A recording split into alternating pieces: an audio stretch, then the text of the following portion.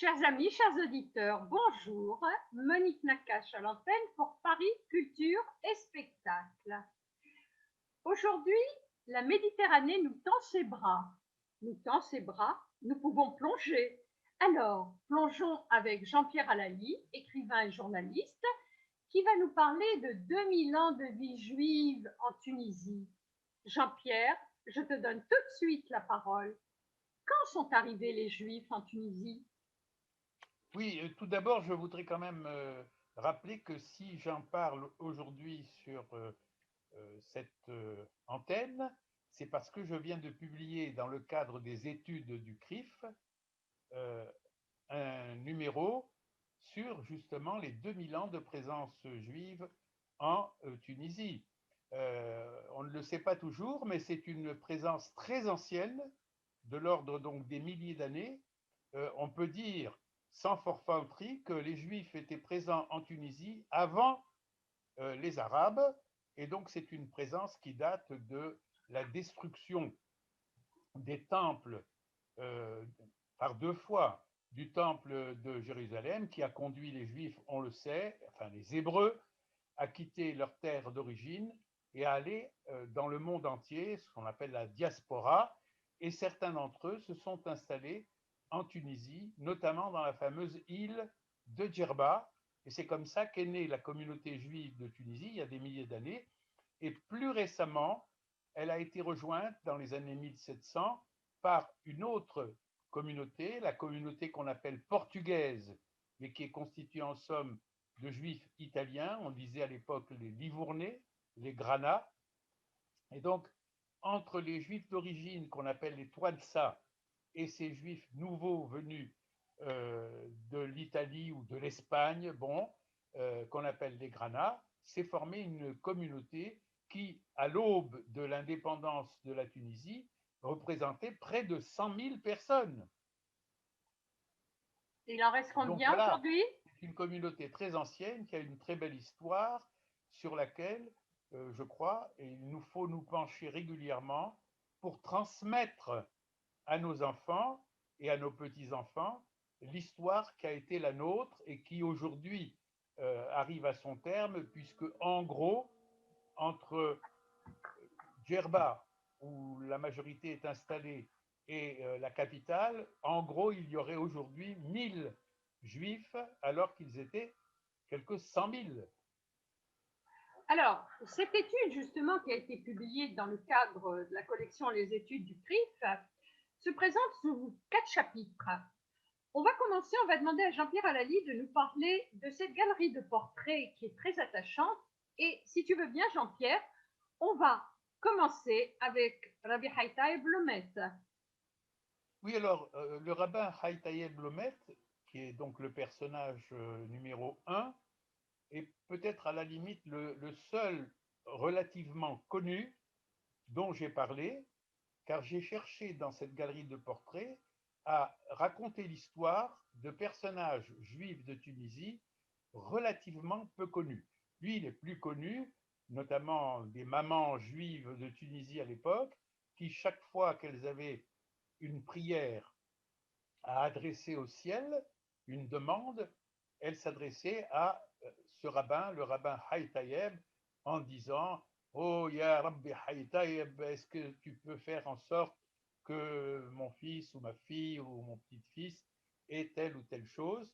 C'était le miraculeux auquel on adressait toutes les prières. Donc, c'est un personnage étonnant qui a connu des malheurs, si je puis dire, puisque alors qu'on faisait le ménage de Pâques, sa maman, qui n'était peut-être pas très futée ni très intellectuelle, lui a demandé de sortir pour qu'elle fasse le ménage. Et pendant que le rabbin était dehors, elle a carrément détruit toute sa paperasse, et ce qu'elle avait pris pour des papiers brouillons était en réalité tout le travail intellectuel de ce rabbin. Il en a été tellement choqué et meurtri qu'il s'est adonné à la boisson et est devenu en somme un grand amateur de la fameuse boucha. Donc, on le dit, on caractérise ce rabbin en disant que c'était certes un grand érudit, mais aussi un grand buveur.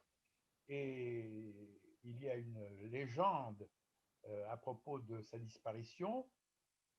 Quand il est mort, comme ce se fait naturellement, on a demandé à un marbrier de faire la pierre tombale, et le gars a écrit très naturellement et en hébreu, ici J, le rabbin, Hay Tayeb, Met, mort, à tel moment. Et dès qu'il a fait cette inscription, il a perdu la vue. Et dans ses prières nocturnes au ciel, en disant mais pourquoi j'ai perdu la vue, etc. Un jour, il y a le rabbin Haïtaïeb qui lui apparaît en songe et il lui dit mais tu sais pourquoi tu as perdu la vue? Et l'autre lui dit mais je ne sais pas du tout, rabbin, c'est pas juste. Il dit c'est parce que tu n'as pas dit la vérité. Et l'autre dit mais comment j'ai pas dit la vérité? J'ai dit voilà la date de naissance, il est mort, etc. Mais oui, c'est ça l'erreur. Tu as mis mort. Or les gens comme moi ne meurent jamais. Qu'est-ce que je dois faire? Eh bien, tu vas simplement, devant le mot mort, c'est-à-dire mettre, ajouter le mot l'eau. Non, n'est pas. Et il a demandé à des ouvriers d'aller faire la réparation de la pierre tombale. C'est une légende, hein. Bien sûr. Et on a écrit ici J, le rabbin, qui n'est pas mort, Haïtaïeb Lomet, et on raconte que le marbrier a recouvré la vue après avoir rectifié son erreur. Donc c'est l'histoire de ce grand rabbin que les mamans juives tunisiennes, encore aujourd'hui, sollicitent pour avoir tel ou tel vœu euh, réalisé. Et d'ailleurs, il y a un pèlerinage qui est toujours prévu pour début décembre à Tunis. Tout à fait, tout à fait, tout à fait. Alors Jean-Pierre, mon attachement au devenir des femmes va faire que je vais t'interroger sur une femme maintenant. Pourrais-tu Oui, nous parler de Khadija Bemsika? oui, alors là, c'est une femme qui dépasse, si je puis dire, le cadre simplement juif tunisien. C'est une jeune fille qui a perdu ses parents très jeunes, qui a été élevée par sa tante, qui était elle-même une grande artiste à l'époque. Et cette Habiba Sika va devenir, euh, au fil des ans, elle va s'inscrire, d'ailleurs elle sera engagée par le frère de Habib Bourguiba, qui dirigeait une troupe à l'époque, et cette Habiba Messika va devenir vraiment l'une des interprètes les plus extraordinaires, parce que il faut bien comprendre qu'à l'époque, ce n'était pas du tout évident qu'une femme, qui plus est une femme juive, soit une actrice. En général, on en était à tel point de rigorisme qu'on confiait les rôles féminins à des messieurs. Donc, Habiba Msika a été vraiment une très grande interprète, pardon, et elle est aujourd'hui encore, elle avait une espèce de fan club de gens qui suivaient ses spectacles. Elle avait un succès absolument fou.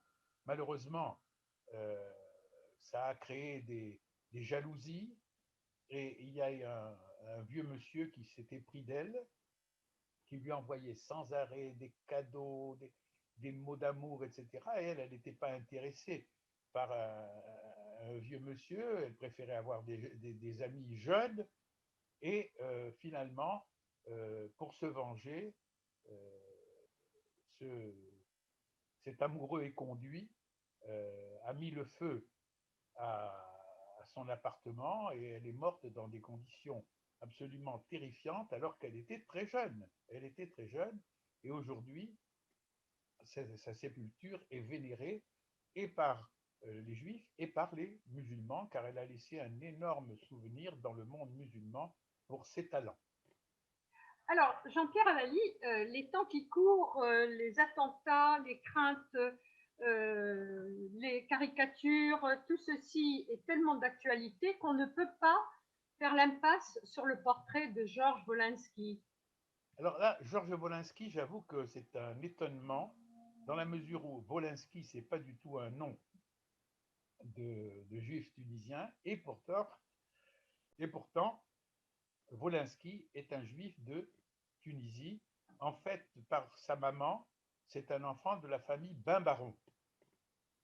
Et c'est un garçon incontestablement qui, dès son jeune âge, a été attiré par le dessin, et il demandait sans arrêt à sa famille, à ses amis de lui fournir des crayons, du papier, etc. Et très, très, très, très jeune, il a vraiment montré un talent de dessinateur extraordinaire. Et c'est vraiment terrible pour quelqu'un qui était très renommé, parce que bon, on parle de Charlie, bien entendu, mais il a écrit, il a dessiné pour toutes sortes de revues, hein. Il a commencé même par des revues tout à fait apolitiques, sans rapport du tout avec l'actualité. Et petit à petit, il s'est fait un nom, et je crois qu'on peut considérer que c'était l'un des plus grands dessinateurs, euh, disons, de presse français et même mondiaux. Et ce qui est incroyable, c'est que ce jeune homme tunisien, juif tunisien en somme, malgré le nom de Wolinski, euh, soit mort dans les conditions que l'on sait. Euh, c'est vraiment absolument terrible. Mais Alors, c'est quand même, Jean-Pierre, justement, le judaïsme tunisien, pendant très longtemps, les juifs en Tunisie étaient des dhimmis. J'aimerais que tu oui, rappelles aux auditeurs ce qu'est la dhimitude, avec quelques c'est-à-dire que exemples. il faut savoir que dans le Coran, c'est écrit noir sur blanc, on doit considérer que les gens du livre, c'est-à-dire les chrétiens, les juifs, et puis d'autres aussi, notamment les zoroastriens, ceux qui ne sont pas en somme musulmans et qui vivent en terre d'islam, sont des protégés. Des protégés, mais en fait, c'est une protection un peu particulière, c'est une protection, on ne va pas les tuer, mais ils sont soumis à des obligations. Alors, la liste est très longue, hein, qui sont des obligations en somme infamantes. Par exemple, pour enterrer, alors je reste sur les juifs, mais c'est valable pour les autres dhimmis, un enterrement doit se faire à la sauvette. Les lieux de culte doivent être plus bas que les lieux de culte musulmans.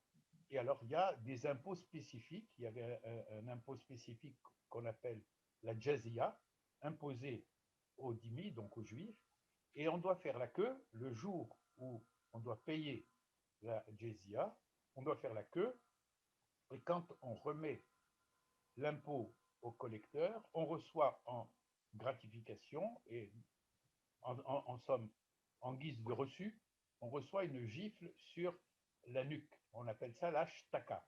Et bon, il y a beaucoup de choses, hein. Les dhimmis, par exemple, dont les juifs, n'avaient pas le droit de monter des chevaux. Ils étaient obligés d'avoir des bourricots. Donc il y avait toute une série de choses qui étaient imposées en terre d'islam au nom musulman. C'est ce qu'on appelle donc le statut de la dima, qui a été, suivant les époques et suivant les pays, plus ou moins sévère. Il y a eu des époques où c'était moins dur et il y a eu des époques où c'était plus dur. Donc, selon les dirigeants, la dima était appliquée avec plus ou moins de rigueur. Donc, voilà, il a fallu s'habituer à cette situation, et c'est seulement vers la fin, peu avant la colonisation française, que les souverains ont allégé la dima, laquelle dima, en Tunisie en tous les cas, a disparu complètement après la colonisation française.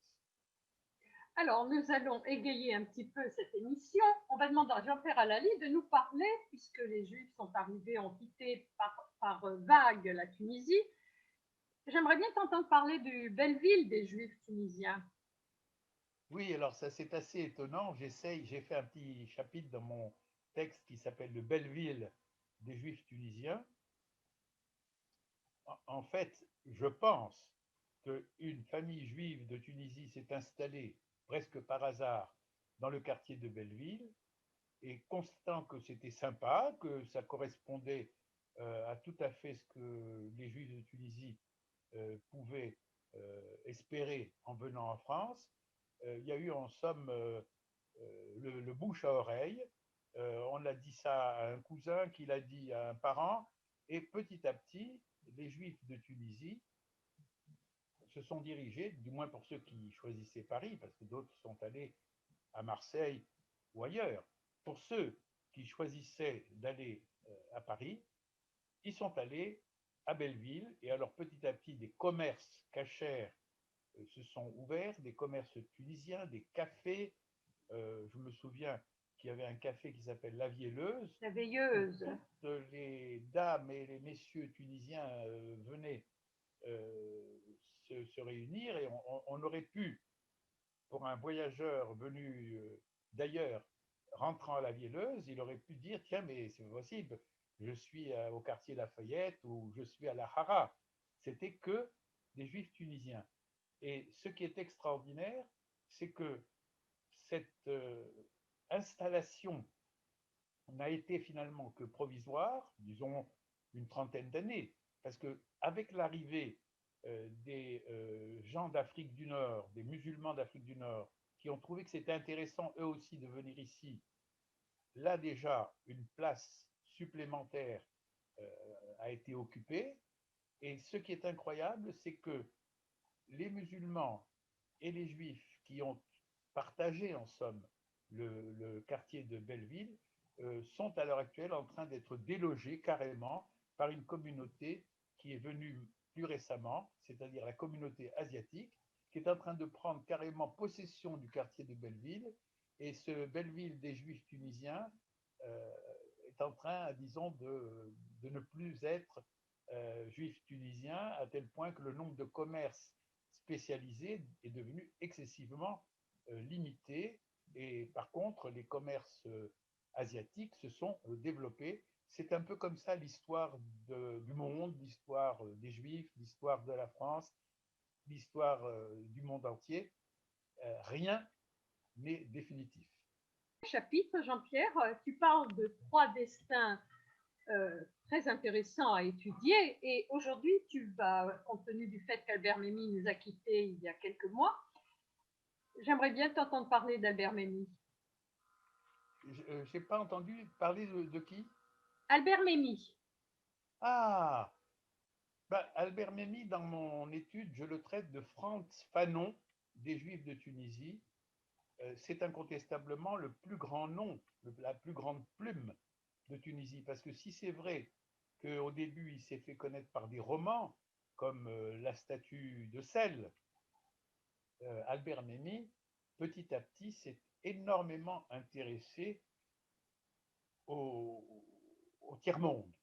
Disons que il a écrit différents portraits. Bon, bien sûr, il s'est intéressé à ce qu'on appelle le portrait du juif, mais il a surtout traité de portrait du colonisé, et du coup, c'est devenu un spécialiste de la colonisation, un spécialiste de l'Afrique du Nord, et c'est quelqu'un qui a travaillé d'une façon tellement neutre, tellement positive, disons, par rapport au statut des colonisés en Afrique du Nord comme en Afrique noire, que c'est devenu un auteur qu'on étudie aujourd'hui encore dans les universités et en Afrique du Nord et en Afrique noire. On considère que c'est l'auteur de référence sur le thème de l'homme dominé, car c'était ça son thème, l'homme dominé, que ce soit le juif qui a été dominé ou que ce soit le nord-africain ou l'africain qui ont été dominés par la colonisation. Albert Memmi, qui est mort récemment, quasiment centenaire, est probablement le plus grand écrivain juif de Tunisie. Merci Jean-Pierre. Je rappelle donc cette étude dans le cadre des études du CRIF, qui est apparu en fin août, c'est le numéro 60, les Juifs de Tunisie, 2000 ans d'une belle histoire. Merci Voilà, Jean-Pierre. j'espère que les enfants et les petits-enfants des Juifs de Tunisie vont lire ce document. Nous les invitons. Quant à moi, chers amis, je vous dis à la semaine prochaine. Merci. Monique Nakache pour Paris Culture et Spectacle.